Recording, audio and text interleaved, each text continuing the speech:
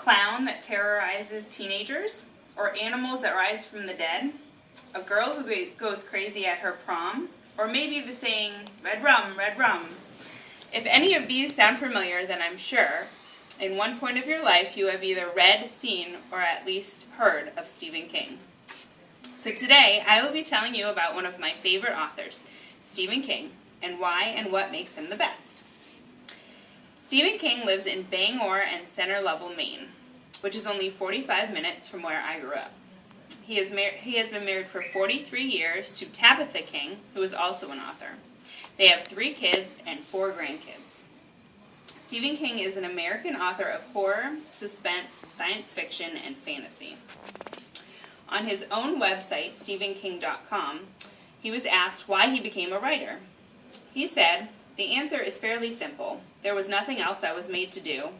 I was made to write stories, and I love to write stories. That's why I do it. I really can't imagine anything else, and I can't imagine not doing what I do." I believe Stephen King is one of the most famous and amazing authors of his time. His way of writing not only makes your spine tingle and the hairs on your neck rise and your heart beat faster, he taps into our deepest fears, and he knows true human nature and what makes us tick. He gets inside our thoughts, hearts, and desires, and with his sometimes extremely profound writing, he can make us feel like he's actually writing about us. Stephen King has written over 160 works, novels, short stories, and even comics. His books have sold over 350 million copies. The first book I ever read of his, when I was just 12 years old, was The Girl Who Loves Tom Gordon. This book made me love reading. My favorite book of all time of his is The Stand, which is a horror fantasy. It was nominated for the World Fantasy Award for Best Novel in 1979. It was made into both a TV miniseries and a graphic novel by Marvel Comics. So many of his books have been made into movies, 108 movies and short films to be exact.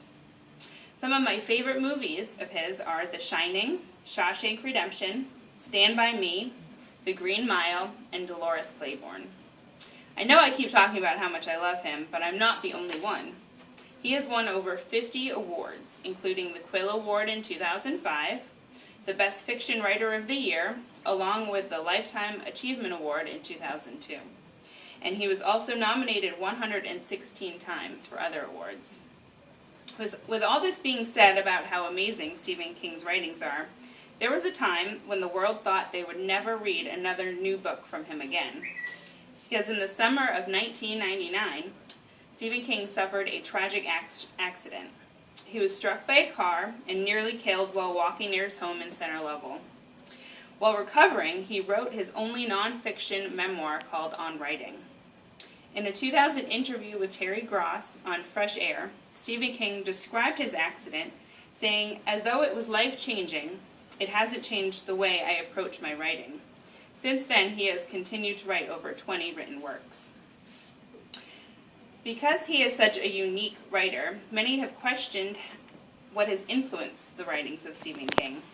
According to Lisa Rozak, in her book Haunted Heart, The Life and Times of Stephen King, she writes that it is no surprise Stephen King's fears rule every second of his existence.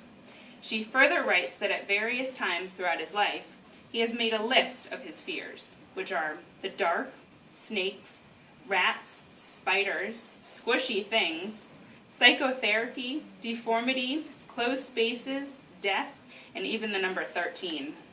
It's funny because many of his books include many of these things, so it is safe to assume that a lot of his books are influenced by his own fears, which I myself am grateful for because no matter what the reason.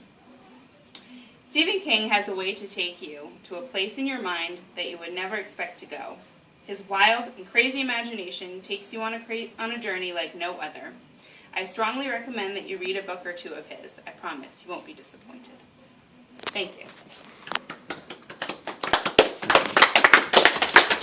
Very good. Excellent.